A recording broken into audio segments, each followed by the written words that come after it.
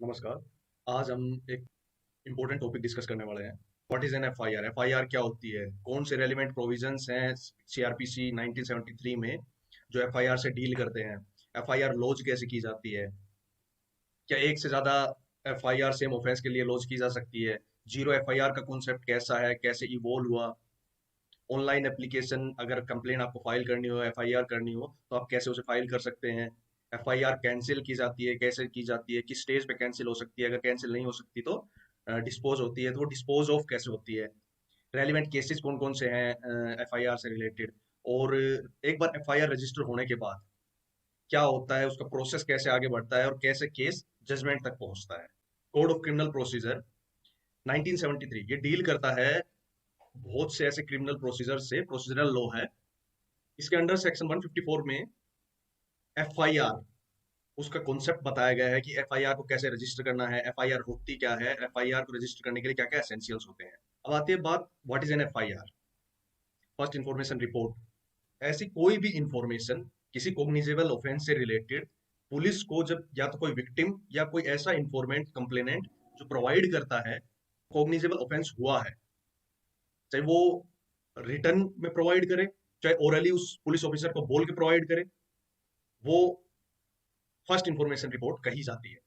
ये kick start करता है किसी भी इन्वेस्टिगेशन को। और ये एक सब्सटेंटिव एविडेंस नहीं होता। ये एविडेंस इंडियन एविडेंस एक्ट में एक सब्सटेंटिव एविडेंस नहीं होता। लेकिन इसको ब्रेक करके, इसके जो मटेरियल इंफॉर्मेशन इस ऑफेंस से रिलेटेड दी गई है, उसको ब्रेक करके एफआईआर को केस में यूज किया जाता है आगे। अंडर सेक्शन 154 जो पुलिस ऑफिसर होता है एफआईआर को डील करने वाला, वो सोल अथॉरिटी होती है कि जो एक्यूज्ड है उसको वो अरेस्ट करे ना करे, वो उसके नेचर पे डिपेंड करता है। कैसा ऑफेंस है, क्या उसकी इंटेंसिटी है, क्या वो कॉग्निजेबल ऑफेंस ऐसा है या रिपीट ऑफेंडर है, वो उसके सोल अथॉरिटी होता है पुलिस ऑफिसर की वो कैसे डील करता है, अरेस्ट पहले करता है, बाद में करता है, नहीं करता। कॉग्निजेबल ऑफेंसेस में तो बिना वारंट के भी कुछ में गिरफ्तार कर सकता है।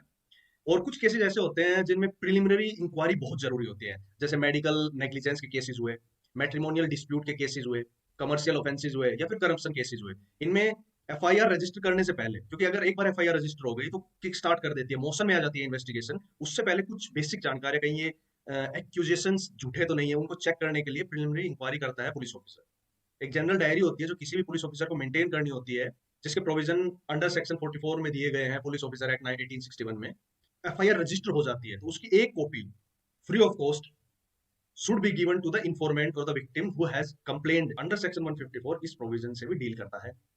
इसका मोटिव क्या है? ताकि इंफॉर्मेंट या विक्टिम के पास भी रिकॉर्ड रहे कि उसने कौन सी इंफॉर्मेशन एस्टेब्लिश करवाई है। अब बात आती है, procedure should be followed if police officer और the higher authority refuses to register an FIR. कई बार क्या होता है कि कुछ सर्कमस्टांसेस ऐसे होते हैं कि पुलिस ऑफिसर या फिर चाहे हायर अथॉरिटीज हो, वो एक चैनल होता है कि वो कई बार मना कर देते हैं किसी केस को। ये किसी भी वजह से हो सकता है, क्या हरास करने के लिए हो सकती है, या फिर उन्हें लगता ना हो कि ये ऑफेंस ऑफेंस है। ठीक है, तो उससे डील करने के लिए भी 154 में कुछ प्रोविजंस दिए गए हैं। जैसे 154 सब क्लोज 3 डील करता है, अगर कोई पुलिस ऑफिसर आपकी एफआईआर रजिस्टर करने से अगर मना करता है, रिकॉर्ड करने से मना करता है, तो एग्री पार्टी को एक काम करना चाहिए कि वो अपनी इंफॉर्मेशन को एक रिटर्न कॉपी उसकी बनाए, और उस रिटर्न कॉपी को by post superintendent of police SP को रजिस्टर पोस्ट के जरिए उसको सेंड करे। अगर एसपी उसमें देखता है कि कोई कॉग्निजेबल ऑफेंस हुआ है, वो एक ऑफिसर अपॉइंट करेगा या फिर खुद जांच करेगा। अगर उसमें कोई कॉग्निजेबल ऑफेंस हुआ है तो वो या तो केस रजिस्टर करेगा, नहीं हुआ है तो वो मना कर देगा। अगर वो मना कर दे तो उसके बाद दो ऑप्शन आते हैं। फर्स्ट है अंडर सेक्शन 156 सब क्लोज 3। इसमें क्या होता है कि आप मैजिस्ट्रेट के पास जाइए। इसमें क्या होता है, ये मैजिस्ट्रेट का ऑर्डर होता है जो पुलिस को डायरेक्ट करता है to lodge an FIR and initiate an investigation. Basically इसका एक वीक नेचर है, इस क्योंकि इसमें मैजिस्ट्रेट के पास कोई पावर नहीं होती कि वो किसी भी कंप्लेनेंट को ऑन ओथ उसको इन्वेस्टिगेशन के लिए एग्जामाइन कर सके। सेकंड है अंडर सेक्शन 190। इसमें ये होता है कि कंप्लेनेंट है वो डायरेक्टली अप्रोच कर सकता है मैजिस्ट्रेट को to take cognizance of the incident. जो कॉग्निजेबल ऑफेंस हुआ है उसकी रिपोर्ट करने के लिए डायरेक्ट अप्रोच कर सकता है अंडर सेक्शन 190 में, और ये इसी चैनल में यूज किया जाना चाहिए। ये एक स्ट्रॉन्ग नेचर का प्रोविजन है जिसमें मैजिस्ट्रेट एग्जामाइन कर सकते हैं कंप्लेनेंट को on oath. Basically on oath और विदाउट ओथ का फर्क ये होता है कि अगर किसी कंप्लेनेंट ने ऑन ओथ उसको एक्सेप्ट किया है, उस इंसिडेंट की कुछ इंफॉर्मेशन दी, अगर वो इंफॉर्मेशन बाद में केस में एस्टेब्लिश नहीं हो पाती है, तो ऑन ओथ में मैजिस्ट्रेट उसको पेनलाइज भी कर सकता है। अब कुछ प्रोविजन ऐसे है कि क्या एक केस में, सेम ऑफेंस में एक से ज्यादा एफआईआर भी हो सकती है। इसका एक फेमस केस है, बहुत इंपॉर्टेंट जजमेंट है इसके regarding, Anju Chaudhary versus state of Uttar Pradesh 2013, 2013 का केस है। इसमें कुछ सेफगार्ड्स ऐसे थ्री फोल्ड सेफगार्ड है जो जजमेंट में डिस्कस किए गए कि कौन कौन से सेफगार्ड होने चाहिए ताकि एक ही ऑफेंस में एक से ज्यादा एफआईआर नहीं हो। तो उसमें उसके कुछ रीजंस दिए गए सेफगार्ड के। फर्स्ट रीजन था रूल ऑफ फेयर इन्वेस्टिगेशन, ऐसा फील ना हो कि इन्वेस्टिगेशन नेचुरल जस्टिस के प्रिंसिपल्स के खिलाफ है और बायस है। सेकेंडली था प्रिवेंट द डबल जियोपार्डी, एक ही एक्यूज्ड के ऊपर एक क्राइम के लिए दो बार पनिशमेंट ना हो। डबल जियोपार्डी का प्रोविजन फंडामेंटल राइट्स में भी एनश्राइंड है।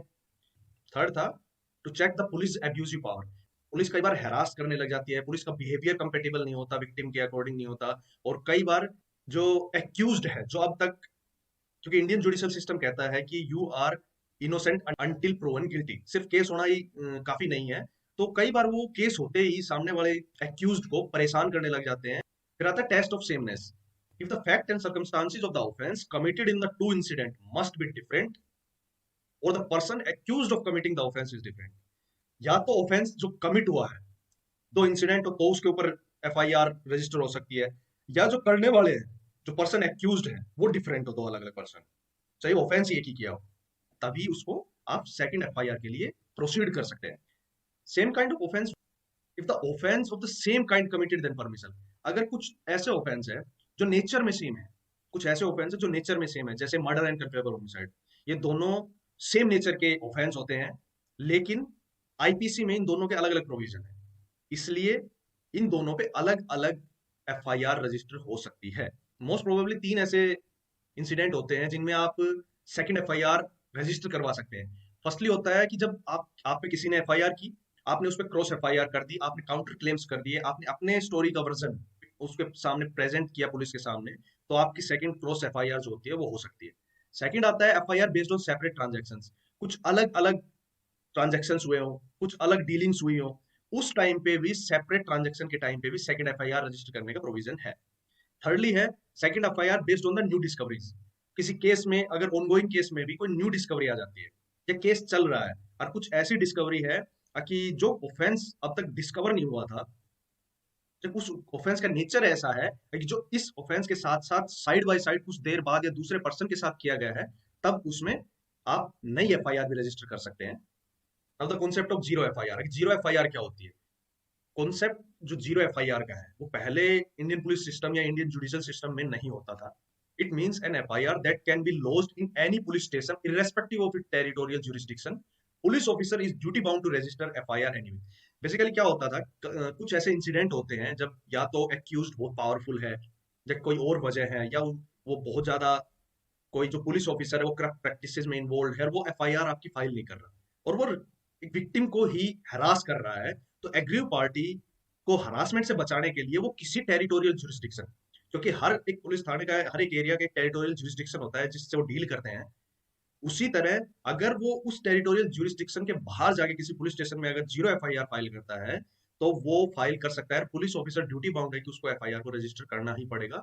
बाद में उस एफआईआर को उस पर्सन से रिलेटेड, उस क्राइम से रिलेटेड या उस विक्टिम से रिलेटेड जो एरिया है टेरिटोरियल जुरिस्डिक्शन का, उस पुलिस स्टेशन को ट्रांसफर कर दिया जाता है और प्रोसीडिंग्स आगे बढ़ती हैं। इससे रेलिवेंट कुछ केसेज है, एपी वर्सेस पुनाती रामल्लू, और सेकंड है Ramesh Kumar versus state of NCT of Delhi. अब बात आती है कि एफआईआर का जो कॉन्सेप्ट है वो किस तरह इवोल्व हुआ। कुछ इंपॉर्टेंट केसेस हैं जो इंडियन जुडिशियल सिस्टम में एफआईआर के प्रोविजंस को जिन्होंने इम्प्रोवाइज किया है, उसमें कुछ इंपॉर्टेंट केसेस जैसे Lalita Kumar versus government of Uttar Pradesh 2013, Anju Chaudhary versus state of Uttar Pradesh, state of Haryana versus Sher Singh and others, emperor versus Khwaja Nazir Ahmad. Conclusion ये है कि इन केसेस का बेसिकली इसमें विक्टिम और एक्यूज्ड दोनों को फेयर ट्रायल और रीजनेबिलिटी के जो नेचुरल जस्टिस के प्रिंसिपल है अनबायस, उसको ध्यान में रखते हुए जजमेंट्स पास की गई है, और उनको स्ट्रिक्टली फॉलो करने के लिए पुलिस ऑफिसर बाउंड है। अब बात आती है कि जब फोन इंफॉर्मेशन या क्रिप्टिक मैसेज पे दी गई इंफॉर्मेशन, क्या वो एफआईआर बोली जा सकती है, क्या वो एफआईआर हो सकती है? तो जनरली वो एफआईआर नहीं कही जाती। क्यों? क्योंकि अगर एफआईआर होने का पहला मतलब ये है कि किसी कोग्निजेबल ऑफेंस का, ऐसा कोई ऑफेंस हुआ हो जो कोग्निजेबल नेचर का है और उसकी इंफॉर्मेशन आपने ट्रांसफर की हो for the purpose of the filing and complaint.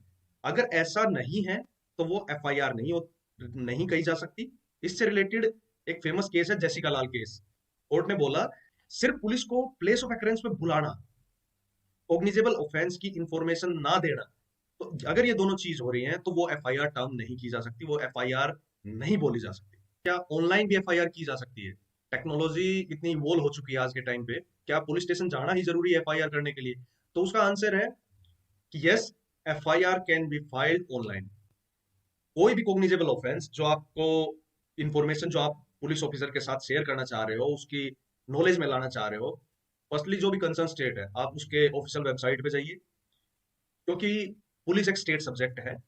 Secondly उसमें अपनी पर्सनल डिटेल्स फिलअप कीजिए, साथ ही ईमेल आईडी दीजिए, क्योंकि जब आपकी फाइनली एफआईआर रजिस्टर हो जाएगी तब एक e copy of your FIR will be sent for verification. आपके पास एक ई कॉपी भेजी जाएगी वेरिफिकेशन के लिए, और वो फ्री ऑफ कॉस्ट होगी। क्या एक बार किसी ने रजिस्टर करवा दी एफआईआर, क्या वही कंप्लेनेंट उस एफआईआर को कैंसिल करा सकता है? तो इसका सिंपल सा आंसर है कि नहीं, वो नहीं करा सकता। Once registered can't be cancelled. Simple rule follow होता है, even the complainant urges for it, it can only be disposed of.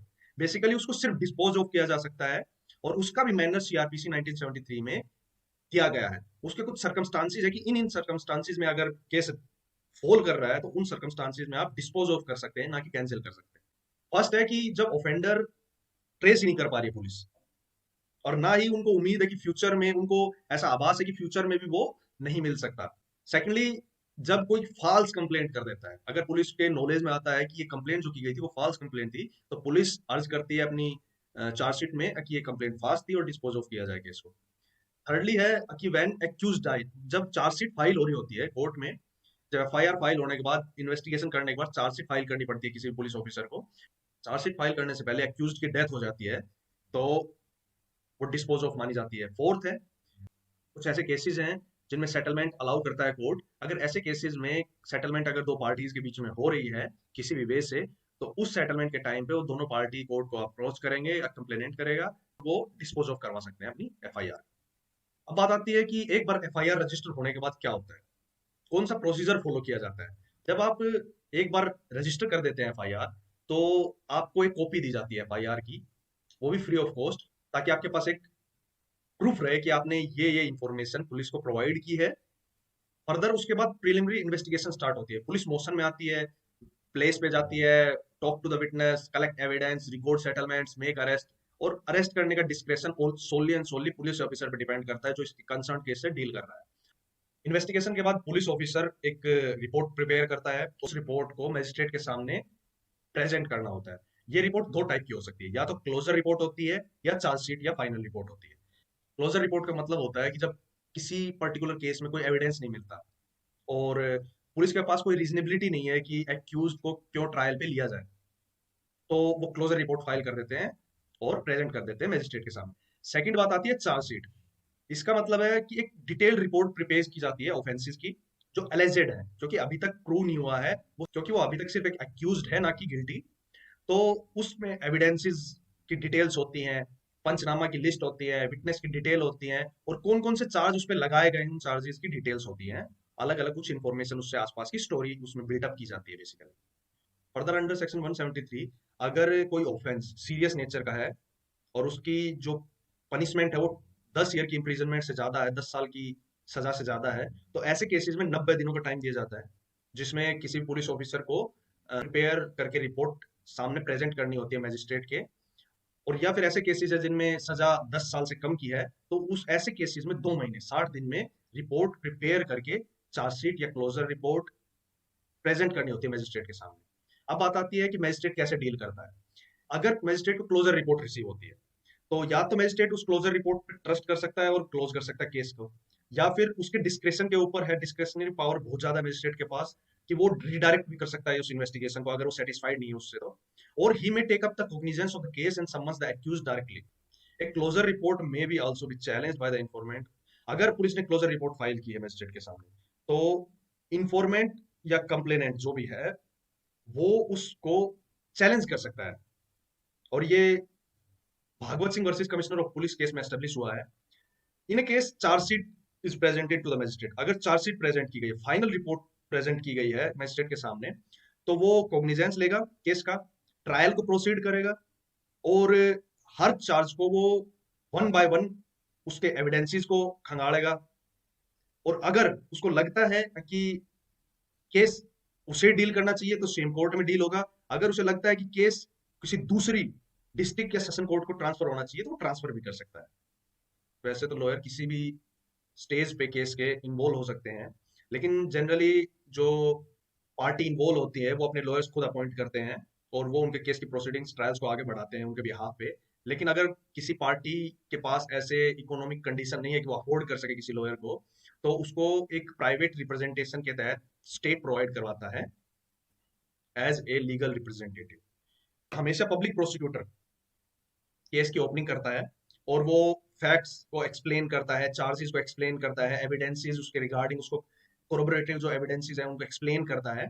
उसके बाद सेक्शन 227 में जजेस को लगता है कि कोई रीजनेबल ग्राउंड नहीं है और इन चार्जेस को एस्टेब्लिश किया जा सके किसी एविडेंस से, तो केस को डिस्चार्ज कर देते हैं और उसका रीजन वो रिकॉर्ड करते हैं। बेसिकली अंडर सेक्शन 228 कोरोबोरेटिव जो एविडेंसेस है वो एस्टेब्लिश हो जाते हैं, तो चार्जेस फ्रेम किए जाते हैं। उस अगर कोई एक्यूज्ड अंडर सेक्शन 229 अगर वो गिल्टी प्लीड करता है तो सब चार्ज एक्सेप्ट किए जाते हैं और उसको कन्विक्ट किया जाता है और जजमेंट फाइनली डिलीवर की जाती है। उसी तरह फर्दर अंडर सेक्शन 230, 231, 232, 233 और 234 में आर्ग्यूमेंट्स होती है और फाइनली एक्विटल होता है। और फाइनली ड्यू प्रोसीजर को फॉलो करते हुए और नेचुरल जस्टिस के प्रिंसिपल्स को अडेयर करते हुए अंडर सेक्शन 235 ऑफ सीआरपीसी 1973 में जजमेंट डिलीवर की जाती है, चाहे वो एक्विटल की हो या कन्विक्शन की हो, और finally rest the case. Finally जो जस्टिस सिस्टम की जर्नी स्टार्ट होती है कि एफआईआर से, वो एंड होती है एक जजमेंट में। और आशा करता हूँ आपको अच्छा लगा होगा। आप अपने इस चैनल से जुड़े रहिए, इस चैनल को शेयर कीजिए, लाइक कीजिए, कमेंट कीजिए, सब्सक्राइब कीजिए चैनल को। और साथ ही आप इंस्टाग्राम पे इस चैनल को फॉलो कर सकते हैं, जिससे हम जुड़े रहें और आगे ऐसे ही लीगल इनिशिएटिव मैं आपके सामने प्रेजेंट करता रहूं। धन्यवाद।